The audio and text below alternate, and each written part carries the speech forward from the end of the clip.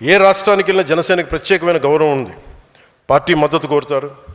అది మహారాష్ట్ర కావచ్చు, తమిళనాడు కావచ్చు, కర్ణాటక కావచ్చు.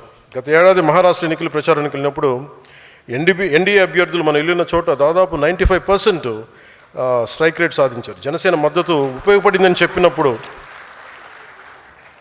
అది చాలా చాలా ఆనందాన్ని ఇచ్చింది.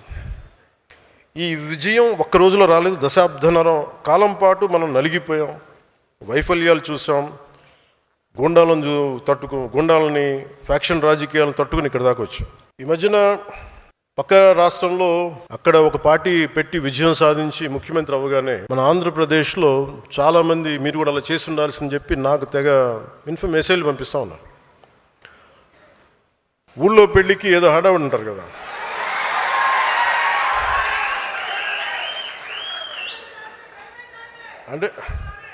అంటే ఏంలా ఎలా ఉండదంటే మనకి సందులోనో ఒక పెళ్లి జరుగుతూ ఉంటే మన ఊళ్ళో చిన్నపిల్లలు పరిగెడుతూ ఉంటారు అటు ఇటు, వాళ్ళ ఇంట్లో పెళ్ళి అనుకున్నట్టుగా. అరే ఆంధ్రప్రదేశ్ పరిస్థితులు వేరు.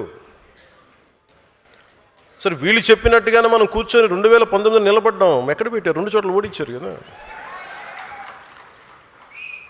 పోనీ ఎవరైనా నిలబడ్డారు ఆ రోజున నాయకులు అంటే అందరూ పారిపోయారు కదా. సో అందుకని కంపారిజన్ పెట్టకండి. నిజంగా నేను పదవే నాకు ప్రధానం అనుకుంటప్పుడు 2008లోనే యూత్ వింగ్ కాదు ఎంపీగానే పోటీ చేశాను. 2014లో నేను ఎన్డీఏతో అలయన్స్లో ఉన్నప్పుడు నేను మల్కాజ్గిరి నుంచి ఎంపీగా పోటీ చేయాల్సి ఉంది. బట్ నేను ఏమనుకున్నానంటే, ఎందుకు చెప్తున్నాను ఇదంటే, నేను ఒక పార్టీని నడపాలి, ఇది సమాజంలో మార్పు పట్టుకురావాలంటే నాకు తెలియాలి కదా కష్టం. ఒక కమ్యూనిస్ట్ నాయకులను చూస్తే కింద క్షేత్రస్థాయిలోకి వెళ్ళారు, నలిగారు, దెబ్బలు తిన్నారు. ఒక కాంచీరామ్ దెబ్బలు తిన్నాడు, నలిగారు. ఒక పార్టీని నడపడం ఏదో కూర్చోబెట్టి ఎదిగేయటం వచ్చేయటం పదవిలో కూర్చోవటం కాదు. ఎలా నడపగలం? ఒక సమూహాన్ని నీతో పాటు నడిపించాలని నీకు ఎంత సత్తా ఉండాలి, ఎంత అవగాహన ఉండాలి నీకు. నువ్వు ఆ భావజాలను కట్టుబడి ఉంటావా లేదా అనేది మనకు తెలియాలి. అందుకని ఇవన్నీ నిర్ణయించుకొని ఒక దశాబ్దం నేను నలుగుతానని నిర్ణయించుకున్నాను.